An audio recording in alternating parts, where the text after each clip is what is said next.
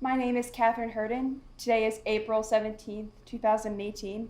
The time is 4 o'clock, and we are at St. John's Northwestern Military Academy. I am interviewing Florence Helgeson, who was born on March 26, 1932, in Old Town, Maine, and served in the Korean War between 1951 and 1954.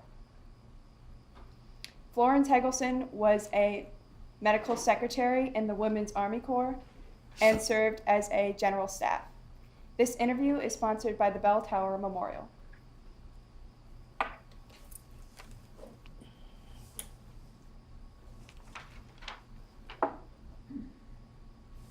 Well, I just wanted to thank you for being here. And Thank you. just gonna proceed with the interview if that's okay. Certainly. So where are you from? I'm originally from Old Town, Maine. Stayed there until I got out of high school and went in the military. And then I never went back up to Maine to live, but I have family up there and I go up and visit. Okay. And I lived in the South practically my entire adult life, and I liked it there. Can you tell me a little bit about your childhood? Well, I went to a Catholic school for the first 8 years, and then I was going to become a nun. I went to a nunnery, but I didn't stay there too long, about a year. And then I decided that maybe it was more than I could handle.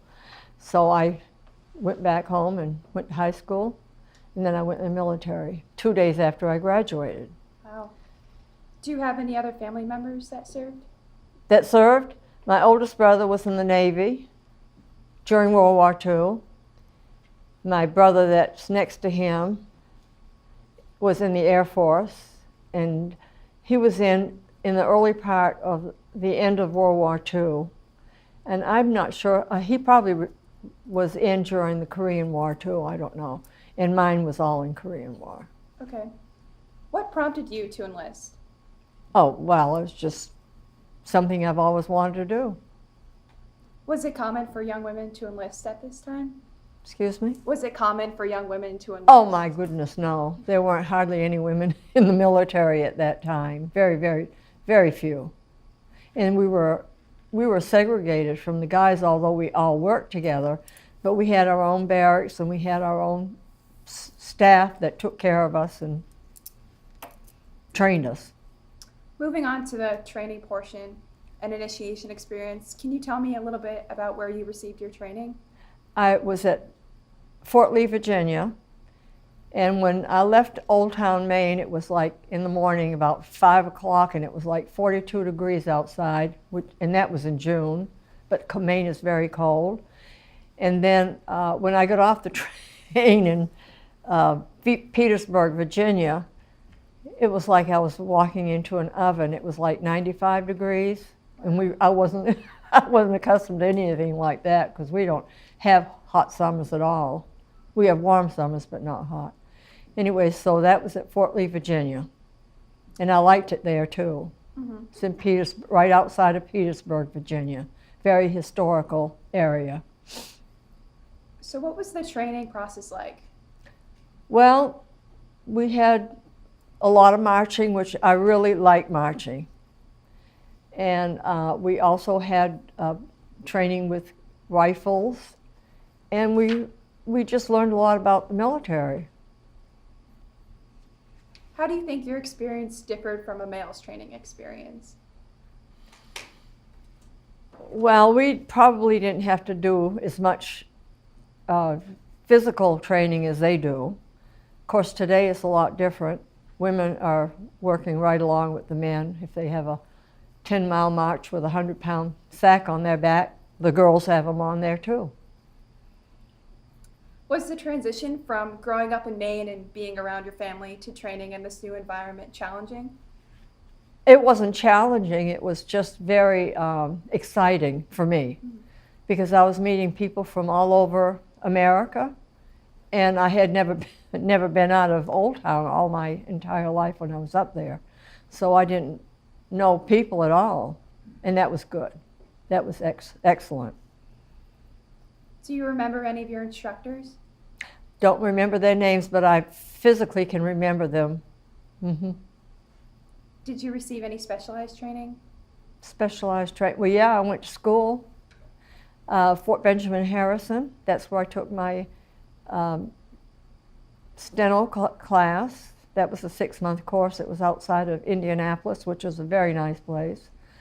And we were in beautiful buildings. And the school was hard, but I got through it somehow. I don't know how I did, but I did.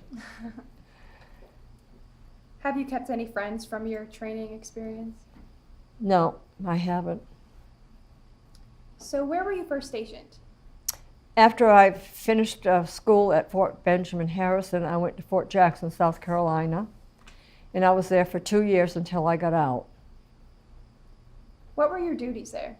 My duties were working in, well, the first one was working in the Fort Jackson psychiatric unit, where we had psych doctors and social workers, and I was a secretary for anybody that needed clerical work done. Did you get to choose this job, or was it assigned to you? Oh no, you don't choose jobs in the military. No, you don't select anything. What were your favorite and least favorite aspects of this job?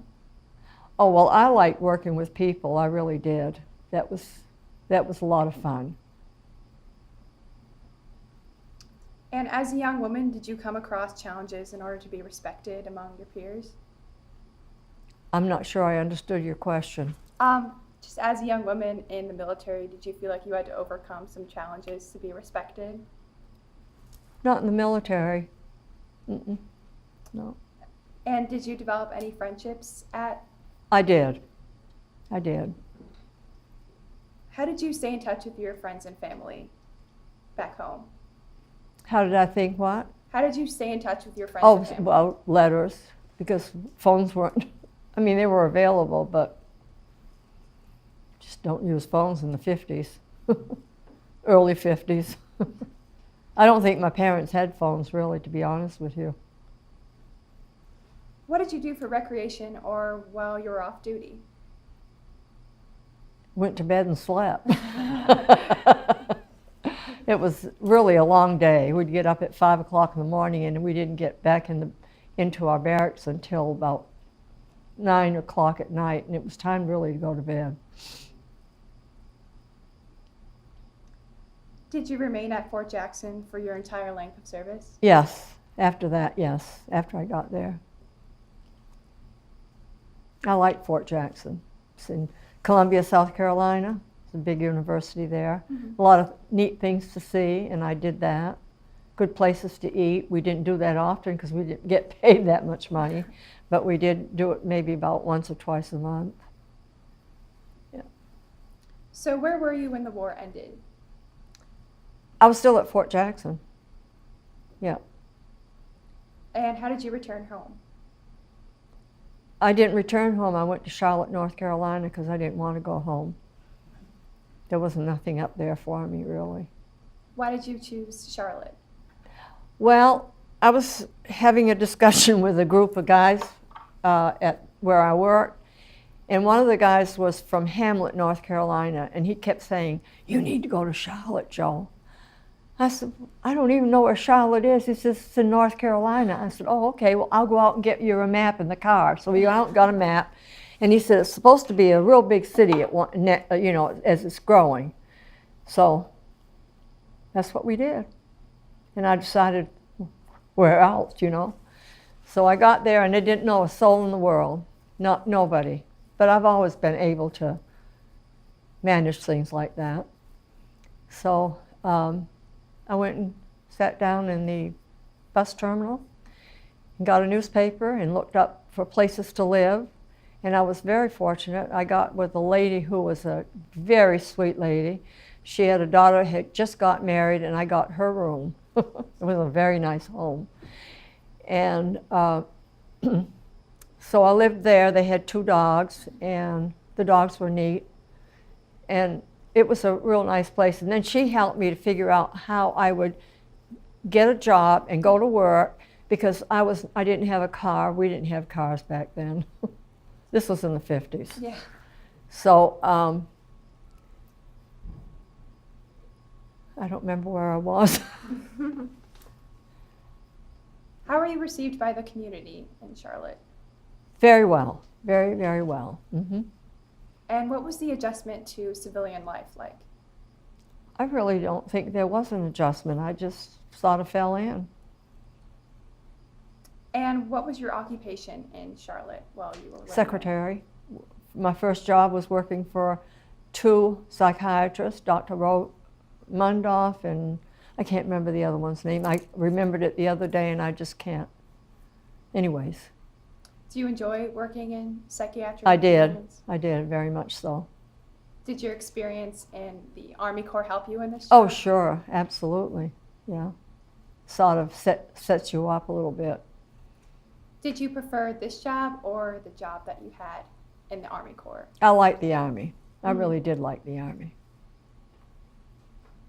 So did you ever return to the military afterwards? I did.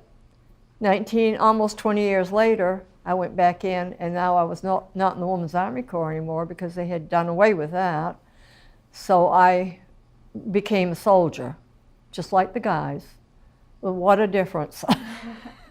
Huge, huge difference, because this was in 1973, and I got out in 54, early 54, so it's 20 years, a chance of differences.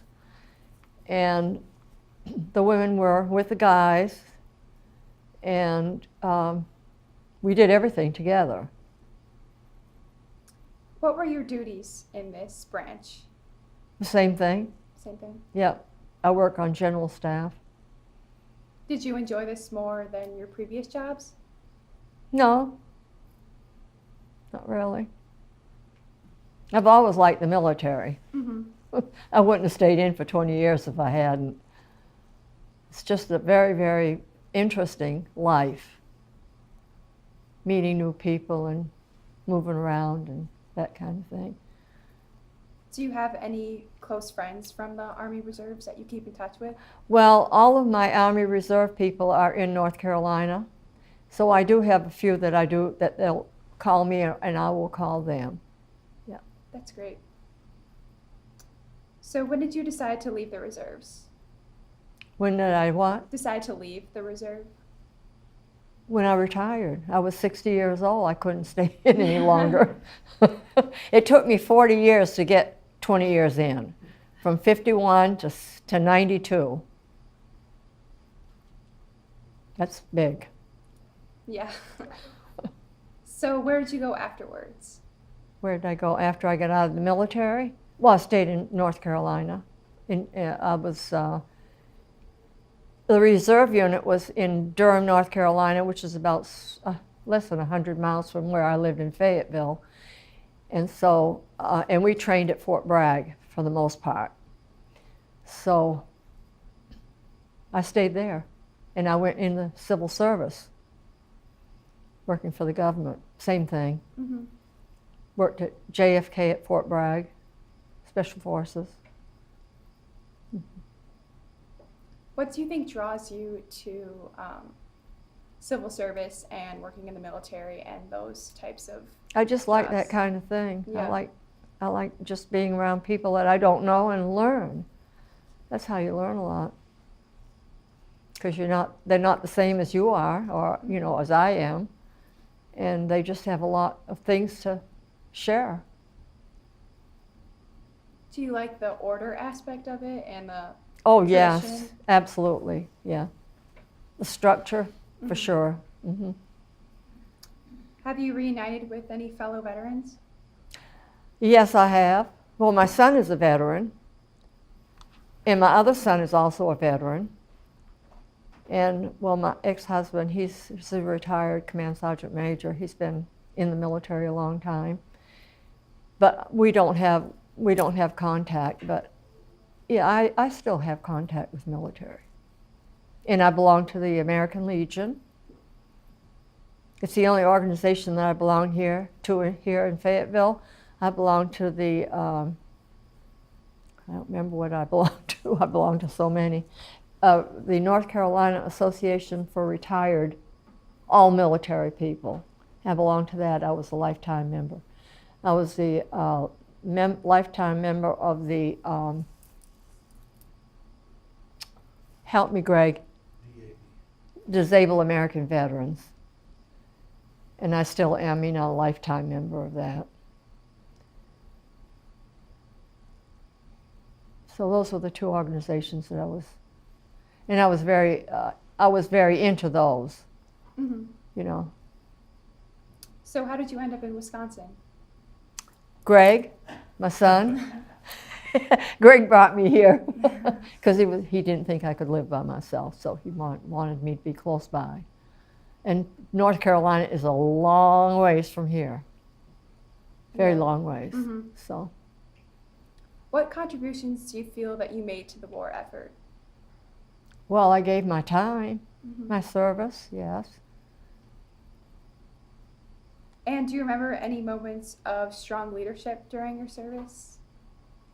I had a lot of leadership in when I was in the reserves, but not necessarily in the WACs. Did you ever desire to be a leader? No, I just went with the flow. Mhm. Yeah.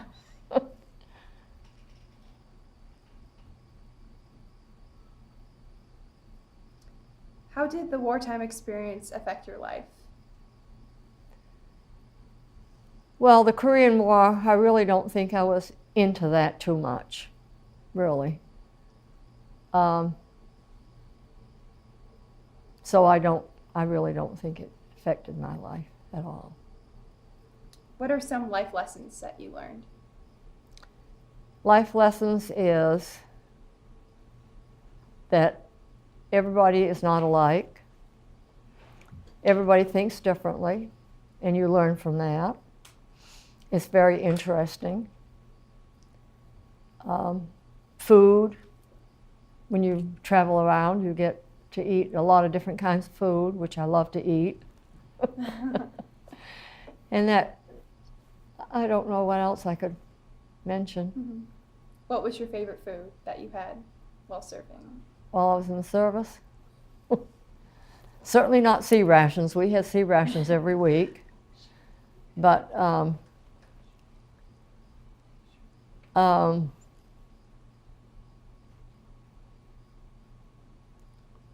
it was good food. It was decent. Has your military experience impacted your feelings about war and military in general? Well, I know that it's a necessary thing. If there is war, somebody has to serve. And I'm glad to see that the females are being allowed to be in a lot of the fields that they weren't when I was in. We couldn't be, the only things you could be in that when I was in the 50s was you could be a telephone operator, a medic, and a secretary. That's about it. If you could join the Army today, what branch would you go into now that women can go into so many different branches of the military? Well, they can go in all branches. They really can. They have been able to for years. Because even when I was in the WACs, they had the Waves, which was Navy. They had the Air Force, which is, I can't remember what that is. And I don't remember what the Marine Corps was. Well, I do, but I wouldn't say what it is because it's not a very nice. It's broad-ass Marines. That's what it is. So, but I probably would go back in the Army. Mm-hmm. Yeah. I like the Army. Do you think you would ever fight in combat, or do you like working more on the Well, other that's the only side? thing I really know. Yeah. And at this age of my life, Yeah. I mean, I can't go to combat. I'm 86 years old. So that wouldn't be any possibility. But I don't think I'd want to. Mm-hmm. Scary. Yeah. After serving your time, do you feel a renewed sense of patriotism? Oh, well, I've always been patriotic. I was patriotic as a little kid. That's why I joined the military. Mm-hmm.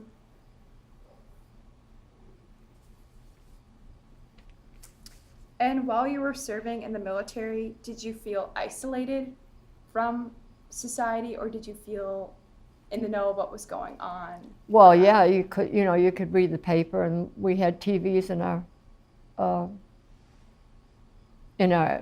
available to us, and yeah, it was okay. I never felt like I was on the outside. And do you want to tell me about this picture that you This is the first picture I had taken, that was taken of me when I went into basic training at Fort Lee, Virginia. I was 19 years old, a little private, and that's the uniform that we had at that time. Now, when I went initially, this was a new uniform here. When I initially went in, we wore uniforms just like the men. We wore men's shirts, necktie, which I didn't know how to tie, and Ike jackets, and well, we did not wear pants. We weren't allowed to wear pants. We wore skirts, but they were just exactly like a male except for the skirt. And we had, for shoes, we had old-fashioned looking shoes, I thought. They weren't very pretty, but they were shoes. And then for when we did drilling and PT and stuff like that, we had boots that we called, God, I can't remember what the heck they were called, Little Abners. They were not high-top boots. They were short, just right above your ankle.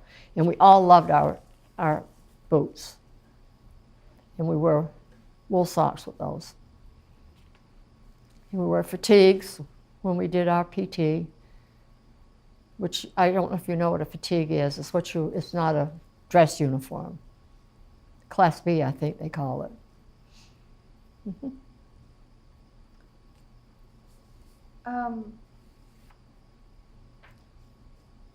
Does this picture bring back fond memories for you? Does this picture bring back? Oh, yes, it does. Mm-hmm. It truly does. I loved basic training. I really did. I love marching. That's great. So what do you think the differences were between your time serving in the 50s to your time serving in the 70s? It's like a new world. Wow. Truly. First of all, when I was in, you really, really respected anybody above you, whether it was enlisted or officer. Today, they don't care what they say, who they say it to. It's just a lot different.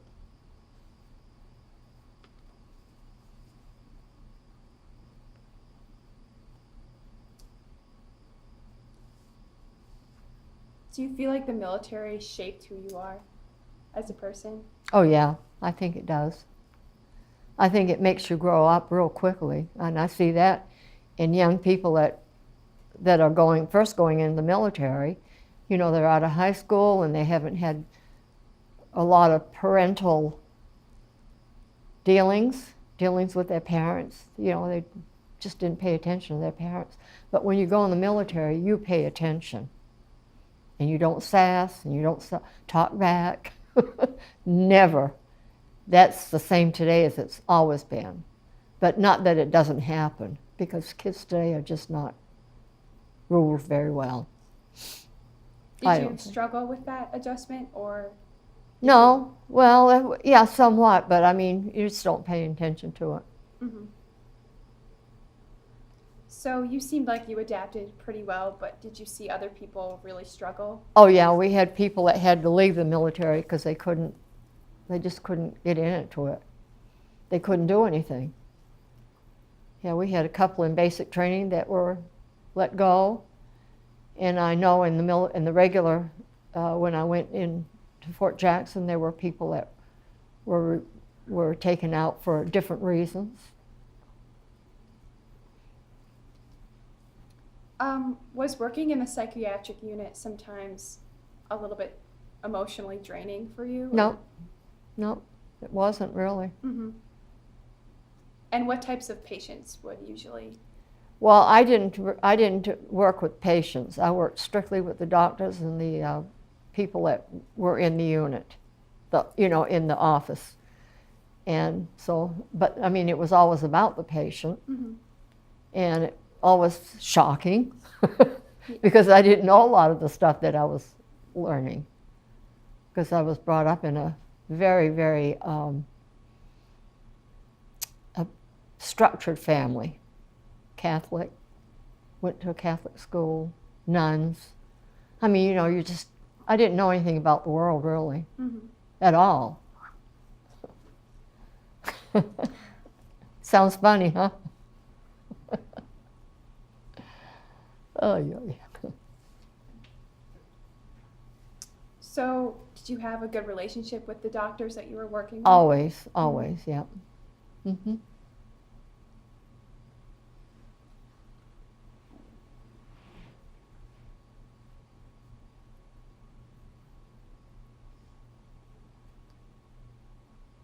Do you have any particular memories from a certain job that you had to do that stick out in your mind?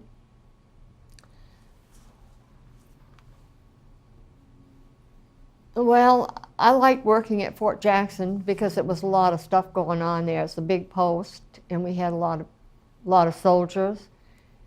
And yeah, there were a lot of things that were strange to me, which I won't mention.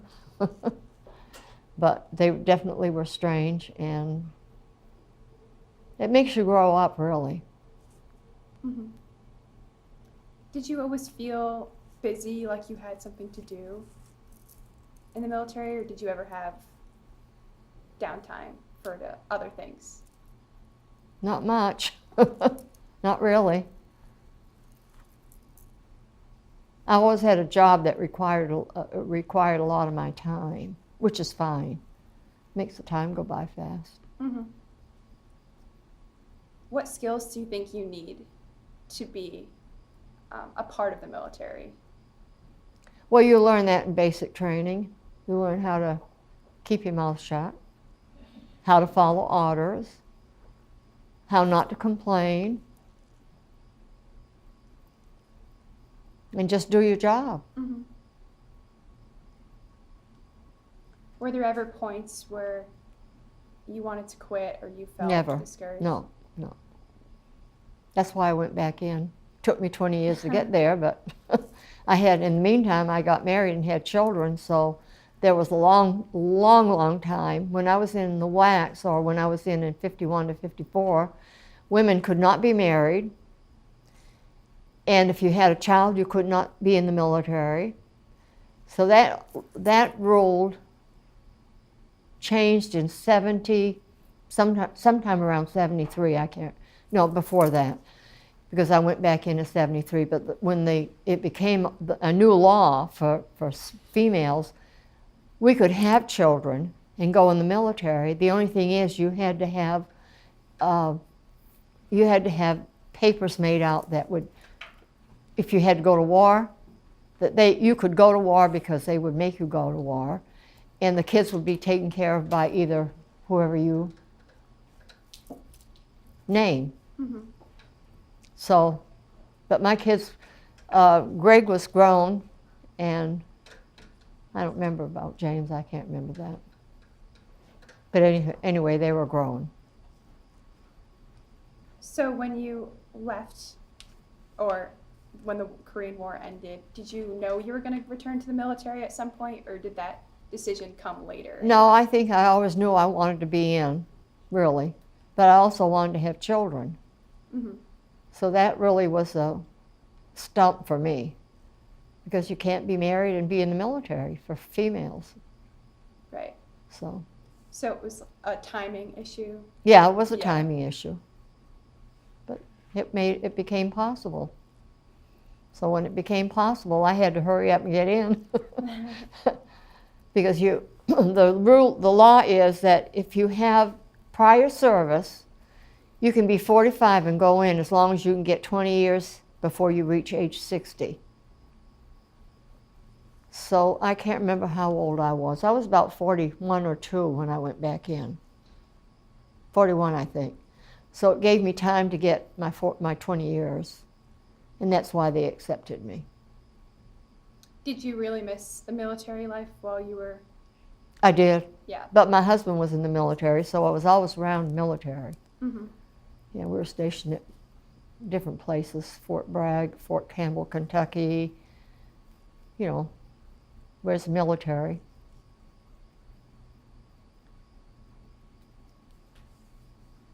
So, your son is in the military, so do you feel like you and your husband's correlation with the military influenced him in deciding to join?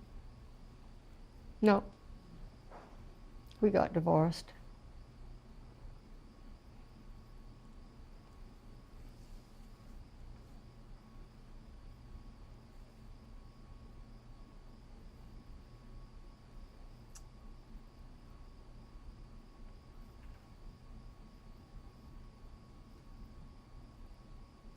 Do you find it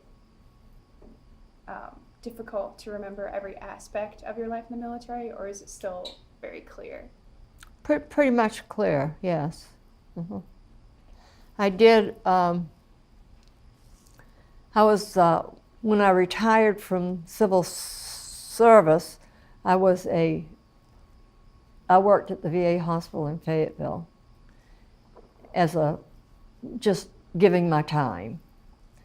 And that was good. And I met one of the guys that was from Hamlet, North Carolina. That was the guy that, the person that told me where I needed to go when I got out. Okay, so I met a man that was from that area, and I asked him if he knew who Richard Barrington was, and he said, I don't think so. So we worked on that for a little while, and he said, well, maybe I can find him for you. So he did. And so he got in touch with Richard, and we got together. Now, that was like 40 years later, and it was so much fun getting back with my best friend in the military, my male friend. He worked in the psychiatric unit with me, and he was the one that really, he would take me to his home where his mom was, and I'd have dinner with them, and because it wasn't that far from Fort Jackson. And so it was just really a nice reunion. And Richard got married. I mean, he didn't get married for years, but he got married, and I met his wife, and they had me over for dinner. It was really nice. That was just really a big bang in my life. I like that. That's nice. Yeah. So did that help you remember all the little aspects of your life? Oh, yes, it did. Sure did. Mm-hmm. We talked about that quite a bit. Yeah. And what message would you like to leave for future generations who will watch this interview? Well, I am in an assisted living, and there's a lot of young people that work in there, and I always encourage them to think about going in the military, especially today, because there's so many things available for females to do, and you can get your education through the government with a full, whatever your rank is, you get your full pay, and they'll pay your college education. And if they want to be a nurse or a pilot or something, they can go to school for that and get paid by the government. So that I always encourage that. Mm-hmm. Plus, I like the military, so it's not hard for me to talk nice about it. A lot of things that is cool about the military. Mm-hmm. And is there anything that wasn't discussed in the interview that you would like to bring up? Not that I can think of. I think I just talked my brains out. Yeah. Probably bored a lot of people, but did the best I could. Well, awesome. Thank you so much. Yeah.